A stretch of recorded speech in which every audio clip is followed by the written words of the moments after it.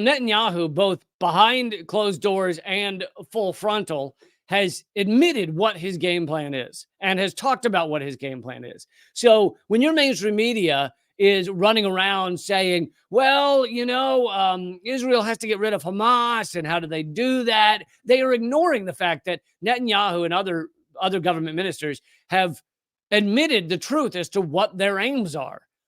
Some behind closed doors that have been linked, and some right in your face. Now, I've brought you some of these before, but some of this is new information, at least new for me. But here's kind of a key point. This is the one that's behind closed doors that has, there's been multiple people reporting this. This is from The Nation magazine.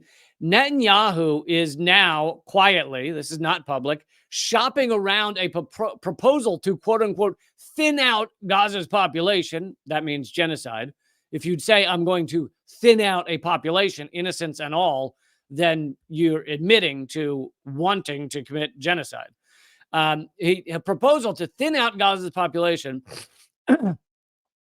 and expel the surviving residents into neighboring countries. A proposal that he is pitching to the leaders of both parties in Congress. Now, I had told you that that there were other evidence. There was other evidence showing that Israel's aim was to kill as many people as possible in Gaza, and then try and force Egypt to open their borders so that the refugees will be forced into Egypt and living in tents in the desert there. But this is the part of this that's new is Netanyahu is shopping this idea around behind closed doors, trying to get enough countries to sign on. If the U.S. were to begin saying that's the best solution, or if other countries were, if Egypt were to open their borders, there are several things that Netanyahu is trying to achieve in order to effectively complete the ethnic cleansing that's being attempted. To continue from The Nation, this policy amounting to a second Nakba would not only be a moral atrocity, it would destroy the reputation of Israel and the United States around the world for decades to come. The consequences of this policy in terms of future terrorism and also loss of international credibility and fraying of alliances would be incalculable. Now, I think that's true, but that's also the opinion of The Nation, the magazine. So that's, the U.S. government might not care about that at all.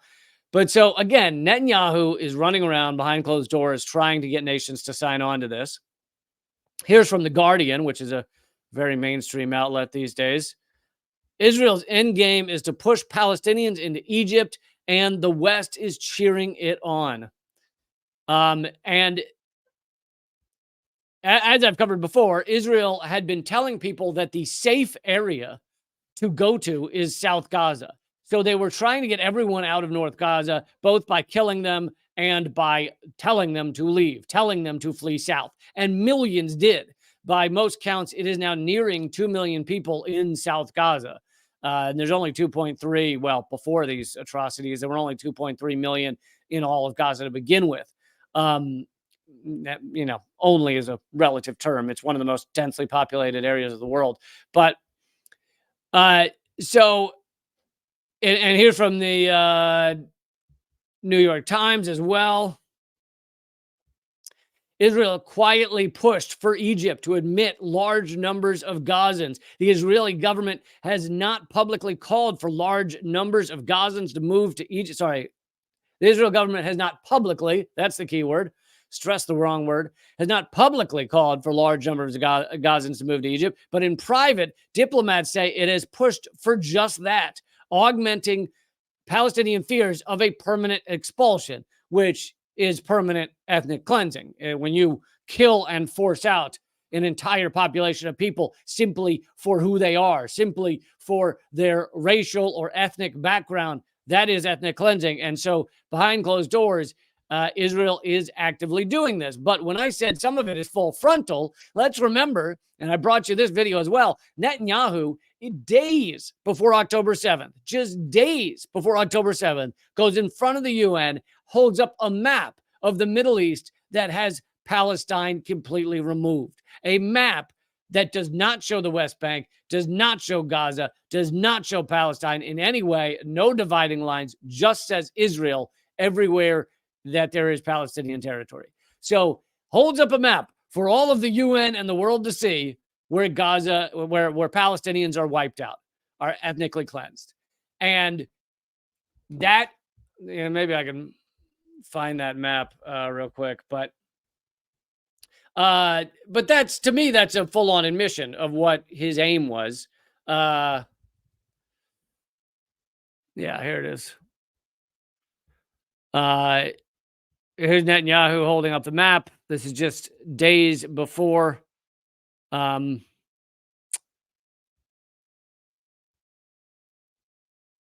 Let's see. I find a bigger image of it. This is just days before October 7th, and this goes to also what I was saying, which is that Israel, what I've said on multiple live streams, Israel was ready for and wanted this attack by Hamas to happen. Now, that doesn't mean they knew the scope of it, but as I brought to you yesterday, even the New York Times has said Israel knew the attack was going to happen.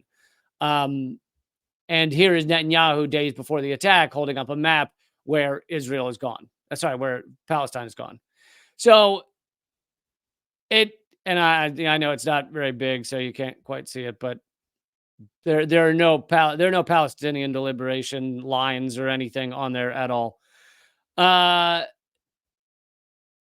So we have multiple. So we have a lot of sources, both public and private, showing that this is Israel's aim.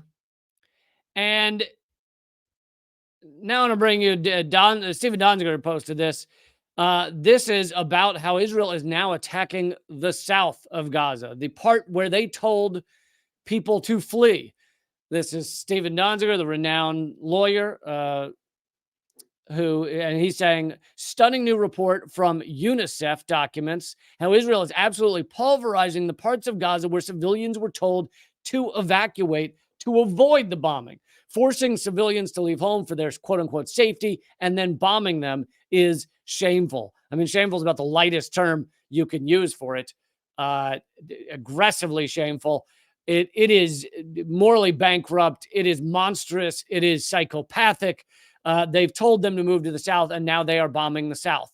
They're bombing refugee camps, which basically all of Gaza is, but they're bombing the areas that they told people would be safe.